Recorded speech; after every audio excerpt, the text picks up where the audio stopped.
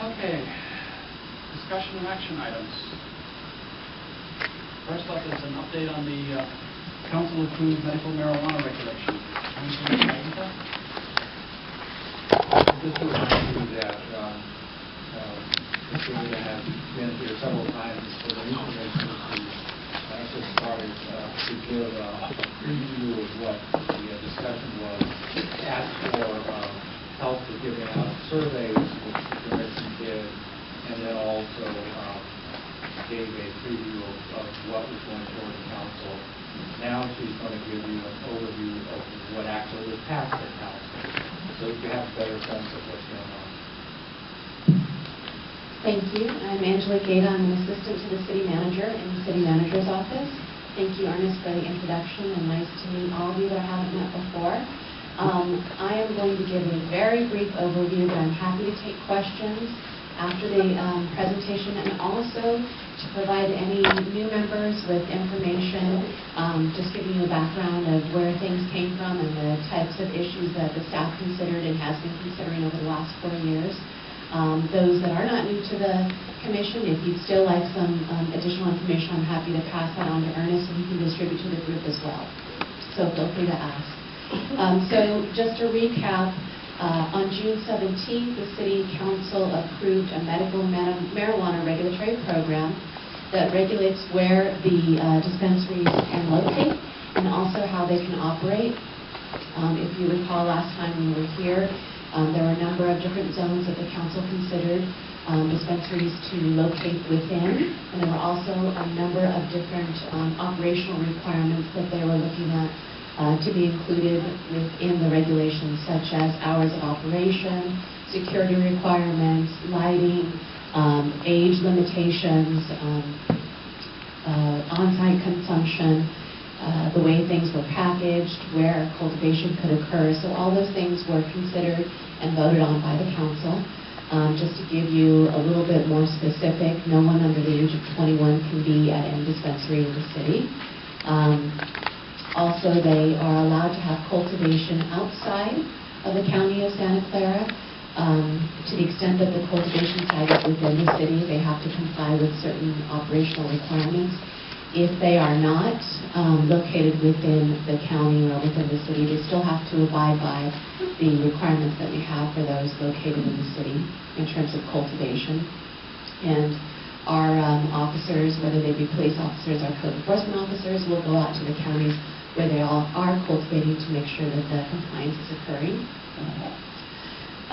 They have until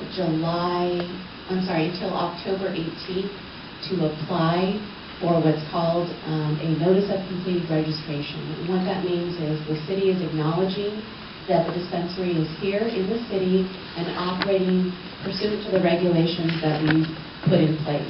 It does not give them a property right or any type of permit to be here. It's basically saying we will not prosecute you for engaging in marijuana use, provided that you do it within the confines of state law, which would be for medicinal purposes, and provided that you do it in the space and in the manner that we've asked you to do it.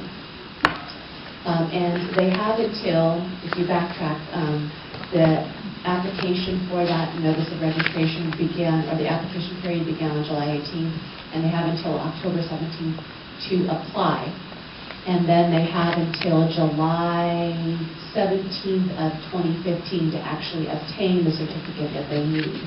So, for example, if they're in a space right now that would not fit the location designated by council, they need to apply for their notice of registration and show a good faith effort to locate within a zone where they would be allowed to be. And then provided that they get into that zone and they get the permission of the city to be there, then they would be okay.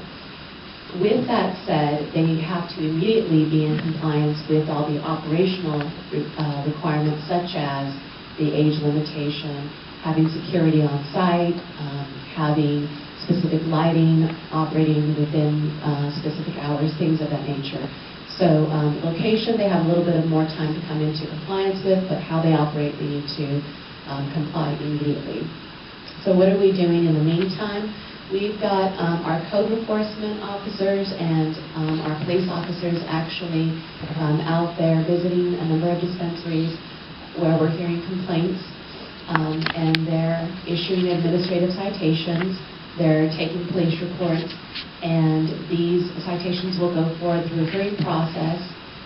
To the extent that they're not receiving citations, but we are documenting it in a police report, those police reports would be a basis for denying them to eventually operate here permanently. So we're keeping a close eye on things, responding right now, given that they still have the application period open, we're responding to the ones that have complaints associated with them. And to the extent that we have resources available, then we will send them out to do compliance checks with the other requirements. In addition,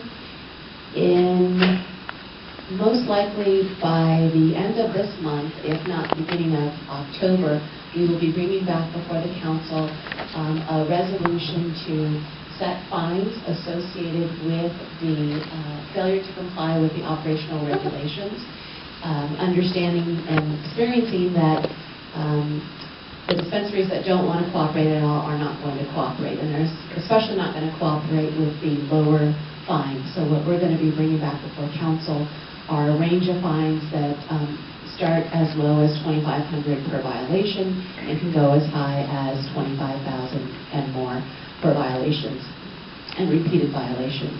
If they, for example, have someone that's underage at the dispensary, if they're engaging in on-site consumption, things of that nature. So we'll be bringing that back to the council at the end of September, if not beginning of October.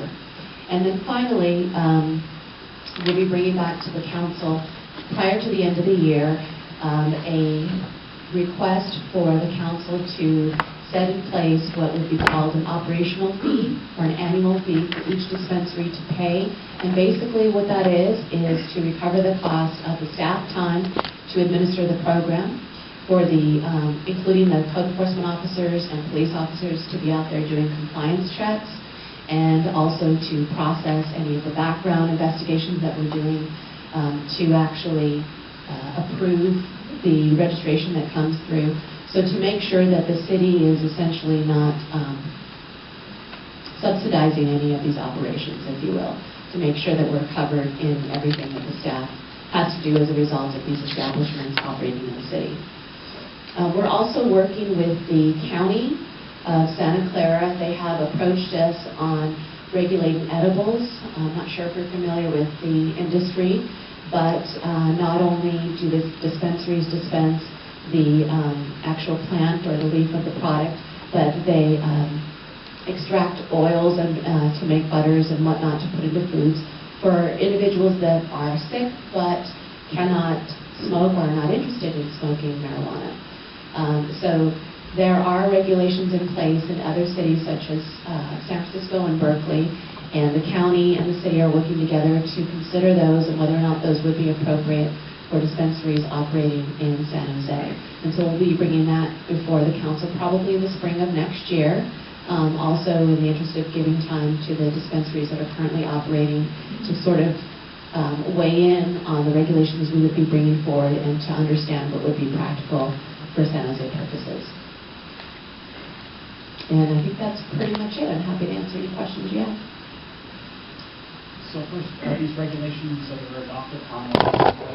Absolutely. So we have thank you, that's a great question.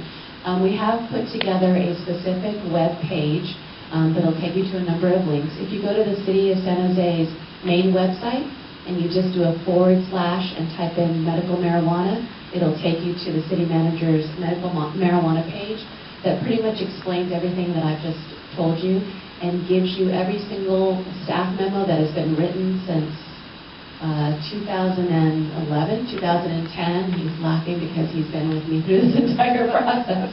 But I think March 2010. So you can go all the way back in time. It makes for great reading if you can't sleep. But everything is there, including the actual ordinances that contain the regulations and what the dispensaries have to complete in terms of an application, so that you can see what kind of information we're asking for from them. Okay, thank you. So, Robert, please. The concern I had before... In the microphone? Oh, sorry. The concern I had before in the past was in District 7. I'm Robert Chandler from District 7. And it seemed like in District 7 there was the most open marijuana shops. They had a total of 18. How many shops are there, have been granted in District 7? Well, I And can't. other districts, you have the numbers for the other districts? I can't give numbers on any specific districts because the applications are still being processed. But we will update the website with a list of those that have been denied. I can tell you that so far, 18 of the 78 dispensaries have applied to be recognized by the city as one of the legal conforming, if you will, dispensaries operating here. And we should have an answer probably by the week's end. So when we update our website, I make sure to include Ernest, and he can let you know. So you can check out that link. So what's anticipating then that what you're telling us here tonight, that District 7 we will have very few. Well, if all 18 are granted, they'll have no more than 18. Honestly, I don't know what district they're in. We're processing. But you'll give us all that information. Absolutely. On later. Absolutely. We'll Okay. identify where they're located for you, and then the name, the address, everything that you need to know. And then if you have a complaint, they should have one of the requirements that we had was that they have a person on staff during all their hours of operation to respond to any citizen complaints, and during their hours when they're not operating, to always have someone that we can reach 24 hours a day, 7 days a week, to let them know of any concerns from the community. Okay, Marie? Marie Arnold, District 2. What do you mean by security on the site? A policeman type, off-duty police or something? They're required to have private security on site that's licensed by the state. It's what the informal name for it is a guard card. It's basically a badge or permit that you get through the State Department, and they do a background check on you, and they actually, it's not just a criminal background check, but also just of your employment and things of that nature. And then if they think that you're suitable, then they would issue a guard card, and you would have that with you when you're providing the services to the dispensary. We're also requiring the security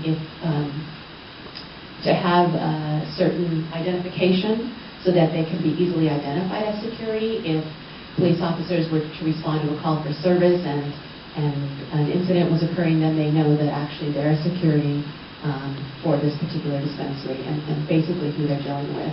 If they are going to carry a firearm, they have to register and get proper permits from either the sheriff's office or the chief of police, and then let the chief of police know 10 days prior to being on site that they are armed, so that if our officers respond to a call for service, we know that person is armed. Okay, Juan? I wasn't sure if I understood it fully. I wasn't sure if I understood it fully. I think when you were talking about having dispensaries move, you said they need to make a good faith effort, and I didn't understand if that meant they don't really need to move as long as they make the good faith effort. The good faith effort is defined either as getting a lease or getting a letter from a property owner saying they intend to lease this particular property to them on a specific date. It's not just they come in and say, yeah, we're interested in that property. We want the property owner to also sign a declaration, and we want the property owner to ultimately be responsible for the actions of the tenant as well, so that the property owner knows what they're getting into when they're leasing to a dispensary. So it is a confirmation. Absolutely. Yeah, thank you. Moses, can you take the last question? Okay, yeah. Michael? The question is, I think I heard you say A little louder, please. that dispensaries, that they have to get their marijuana locally grown. And are you going to grow it for all the dispensaries or just that one dispensary? Each dispensary has the option of either growing it on-site, where they dispense from, or an off-site location, one off-site location, either within the city or within designated counties surrounding Santa Clara County. And will those outside be monitored by RPD? Yes. They will. Even though we don't have jurisdiction per se to enforce within those counties, we do have jurisdiction to enforce within San Jose. So to the extent their their cultivation site is outside of Santa Clara County and not in compliance with our rules, then they cannot dispense within the city of San Jose. So there's no hearing process. Their registration is immediately yanked. Why don't they just live in our area under the warehouses so you can control it? They can. Some of them are claiming that they don't have enough, there's not enough space or not enough options available for them to do it, or it's cheaper for them to do it somewhere else, or they'd rather cultivate outside. If you're cultivating in San Jose, you have to do it indoors. That's why I'm really thinking more on how do you control this? Because you can't control it out there.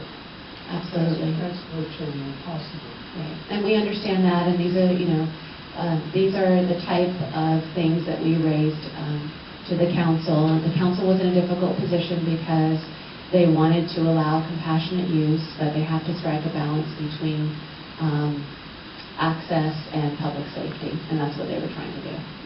You know, compassionate use, when it goes to drugs, is basically that is a drug. I think there's a fine line that, you go over, and there is no compassionate, beings. They just do it for the money. Yeah. Okay, I think that's enough for this topic. We have to move on, so thank you.